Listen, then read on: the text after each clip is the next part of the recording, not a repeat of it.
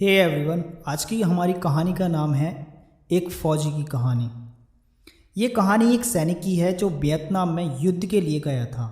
युद्ध समाप्त होने के बाद जब उसके घर लौटने की बारी आई तो उसने अपने माता पिता को सैन फ्रांसिस्को से फ़ोन किया। माँ और पिताजी, मैं घर आ रहा हूँ, लेकिन घर आने से पहले मुझे आपसे एक बात पूछनी है। मेरा एक दोस्त है जिसे मैं अपने साथ घर लाना चाहता हूँ। क्या मैं उसे ला सकता हूँ? बिल्कुल बेटा, ये भी कोई पूछने की बात है। हमें तुम्हारे दोस्त से मिलकर बहुत खुशी होगी, माता पिता ने जवाब दिया। लेकिन पहले एक बात आप लोग जान लें, सैनिक बोलता गया, युद्ध में वो बहुत बुरी तरह घायल हो गया है।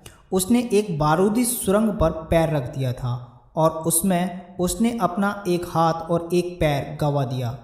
उसके पास कोई जगह नहीं है जहां वो जा सके, इसलिए मैं उसे अपने साथ रहने के लिए लाना चाहता हूं। उसकी यह बात सुनकर उसकी माँ बोली, बेटा, तुम्हारे दोस्त के बारे में जानकर हमें बहुत दुख हुआ। हो सकता है हम उसके रहने के लिए कोई जगह तलाश कर लें। नहीं माँ, मैं चाहता हूँ वो हमारे साथ रहे। लेकिन बेटा, अब पिता ने कहा, तुम समझ नहीं रहे हो कि तुम क्या चाह रहे हो। इस तरह का अपाहिज व्यक्ति हमारे लिए कितना बड़ा बोझ होगा। हमारी अपनी ज़िंदगी है जीने के लिए और हम नहीं चाहेंगे कि इस तरह की कोई भी परिस्थिति हमारी ज़िंदगी में दखल दे। मेरे हिसाब से तुम्हें अकेले घर आना चाहिए और अपने दोस्त को वहीं छोड़ देना चाहिए। वह अपनी ज़िंदगी जीने के लिए कोई ना कोई रास्ता निकाल ही लेगा। सुनकर उस सैनिक ने फ़ोन रख दिया।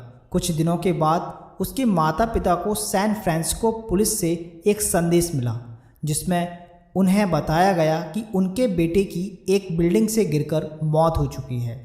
पुलिस के हिसाब से ये एक सुसाइड केस था। दुखी माता पिता ने तुरंत ही सैन फ्रांसिस्को के लिए फ़्लाइट बुक कराई और वहां पहुंच गए। वहां उन्हें शहर के मुर्दा घर ले जाया गया ताकि वे अपने बेटे की पहचान कर सकें। उन्होंने उसकी पहचान कर ली, किंतु ये देखकर उनकी कपकपी छूट गई कि उनके बेटे का बस एक हाथ और एक पैर था। दोस्तों, इस कहानी में जो माता पिता हैं वे हम में से बहुत से लोगों की तरह हैं जो अपनी सुविधाओं को सबसे अधिक महत्व देते हैं। वे उन लोगों से प्यार करना या रहना या समय बिताना चाहते हैं जो दिखने में अच्छे हैं, स्वस्थ हैं या फिर जिनके साथ रहकर उन्हें मज़ा आता है।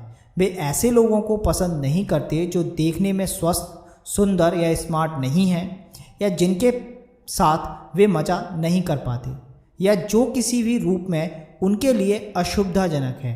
वे ऐसे लोगों से दूरी बनाकर रखते हैं, लेकिन कभी कभी उनके इसी व्यवहार के कारण उनके सामने ऐसी परिस्थितियां उत्पन्न हो जाती हैं जब उन्हें पछताना पड़ता है। आइए लोगों को